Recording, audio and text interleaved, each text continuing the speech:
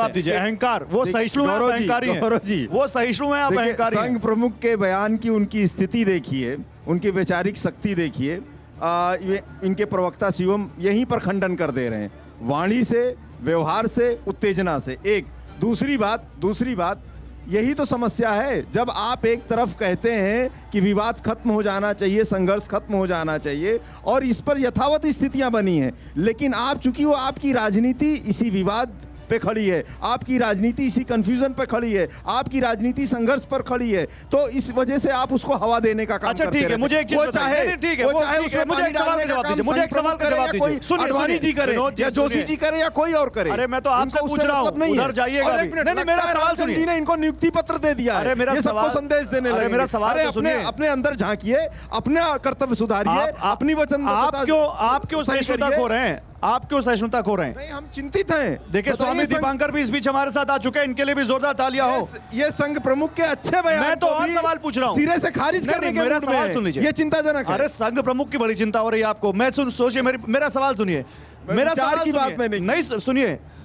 आपके ही सरकार वाले राज्य हिमाचल ने 22 जनवरी को छुट्टी कर दी है ना।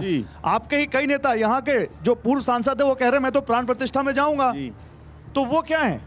बिल्कुल, वो सब राम भक्त हैं, स्वभाव से राम भक्त हैं, राम का सुमिरन करते हैं, सच्चे राम भक्त। कांग्रेस में राम राजनीति का माध्यम साधन नहीं बनाया है। कांग्रेस में राम भक्त हैं, बिल्कुल है। तभी तो कांग्रेस अपनी वो भारत जोड़ो न्याय यात्रा 22 जनवरी को स्थगित क्यों नहीं करती, ताकि वो जो राम भक्त हैं वो भी तो 22 जनवरी का अपने शामिल हो सके भगवान राम की प्राण प्रतिष्ठा में। अच्छा सवाल है। देखिए, अभी मैं इसके पहले एक कार्यक्रम में था, वहां पर एक व्यक्ति गोरखपुर शहर का आया और इनके राष्ट्रीय प्रवक्ता थे। उसने कहा मैं इतना दयनीय स्थिति में हूं कि मुझे अपनी किडनी बेचने के लिए मैं मजबूर हूं। कोई संतोषजनक जवाब नहीं था। तो राम की परिकल्पना में, राम के शासन व्यवस्था में हम देश की जनता के लिए न्याय घुमाइए मत लच्छेदार भाषा नहीं करना गलत है क्या? लच्छेदार भाषा नहीं। मैं जनता के पास जाऊंगा, पूछ लूंगा अभी। गलत है। मैं जनता के पास जाऊंगा, पूछ लूंगा। कराना गलत है क्या? पैरेलल स्पीकिंग नहीं। मैं जनता, सुनिए, मैं जब बोल रहा हूं, सुनिए मेरी बात सुनिए, घुमाइए मत। मैं तो ये पूछ रहा हूं, जब हिमाचल की सरकार ने किस लिए किया छुट्टी? राम भक्तों के लिए किया ना। उनको राहुल गांधी अपने भारत जोड़ो न्याय यात्रा को एक दिन के लिए स्थगित क्यों नहीं करते, ताकि उस न्याय यात्रा में शामिल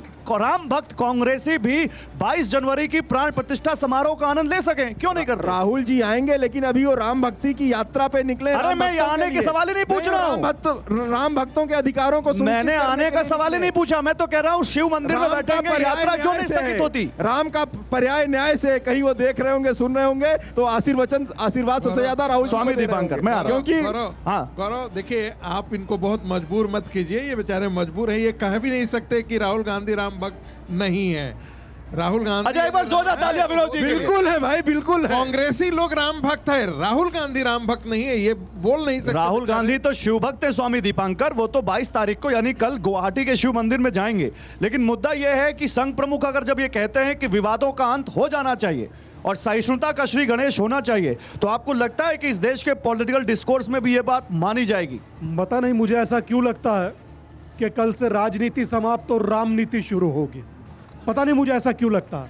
मुझे पता नहीं ऐसा क्यों लगता है कि कल के बाद से एक नई विचारधारा का प्रादुर्भाव होगा। वो प्रादुर्भाव होगा जिसमें उमंग भी होगी और ऊर्जा भी होगी। यह अयोध्या है, बदली हुई अयोध्या, नए जेवर में, नए कलेवर में और नए तेवर में अपने राम का स्वागत कर रही है। यह अलग अयोध्या है जो स्वयं को जी रही है। ये वो अयोध्या है जहां ये कितने लोग बैठे हैं यहाँ पर? मैं समझता हूं कि सैकड़ों लोग बैठे होंगे और आप सबके पास मोबाइल भी होगा, है ना? अपने मोबाइल में गूगल पर जाइए और सर्च कीजिए, कोई एक देश ऐसा निकालिए जिसका आराध्य अपना केस लड़ता हो। आपको आप जब चर्चा करते हैं, आप जानते हैं, आप बोलिए। आप जब चर्चा करते हैं तो मैं समझता हूं कि कहीं ना कहीं हम लोग बहुत अपने आप को असहाय महसूस करते हैं। मैं समझता हूं कि मेरे 3 ही देवता हैं। पहले कृष्ण, उनकी जन्मभूमि पर कब्जा, दूसरे महादेव, उनकी जन्मभूमि पर कब्जा, और 500 सालों बाद आप संगठित हुए तो राम आजाद हुए।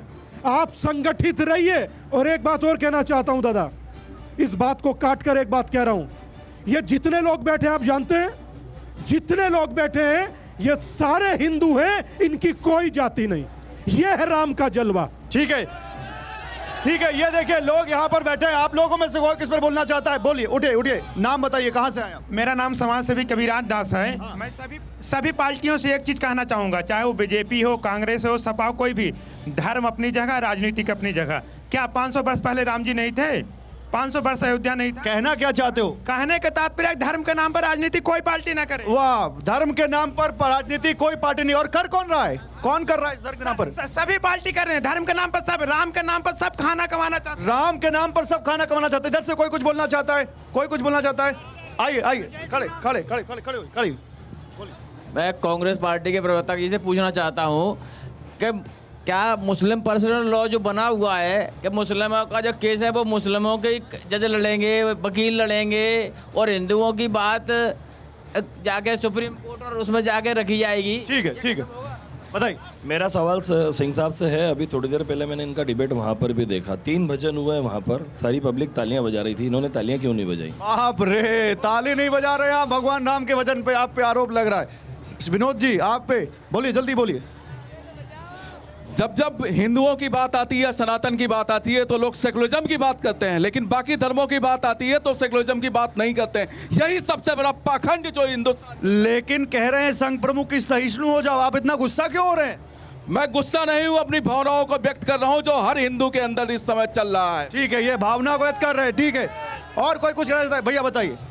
देखिए, यहाँ राम मंदिर को लेकर अगर कोई आलोचक है तो वो राम का विरोधी है, वो धर्म का विरोधी है। हाँ, यहाँ कोई भी, मैं तो कह रहा हूँ हिंदू धर्म की बात नहीं, यहाँ कई मुस्लिम धर्म के लोग भी अनुयायी भी, क्योंकि राम सबके पूर्वज थे, हमारे सबके राम है, हिंदुस्तान के हर व्यक्ति के राम है। ठीक है, जल्दी जल्दी। हम कांग्रेस से ये कहना चाहते हैं, अगर राम राजनीति से भाजपा राम मंदिर बनवाती है तो आप भी क्यों नहीं कब बनारस में ज्ञानवापी को वहाँ उनका भगवान का मंदिर दे दें। और अरे भाजपा ने नहीं बनवाया, कोर्ट से आया है मंदिर। नहीं, अगर इन लोग जैसे कांग्रेस कह रही है ना कि इस पर राजनीति हो रहा है, तो हम भी इनसे कहना चाहते हैं आप भी अपनी राजनीति चमकाइए और मथुरा में आप भी राजनीति चमकाइए और मथुरा में मंदिर बनवाइए। हालांकि ये उनके हाथ में तो नहीं है, लेकिन फिर भी एक सवाल तो यहाँ पर है।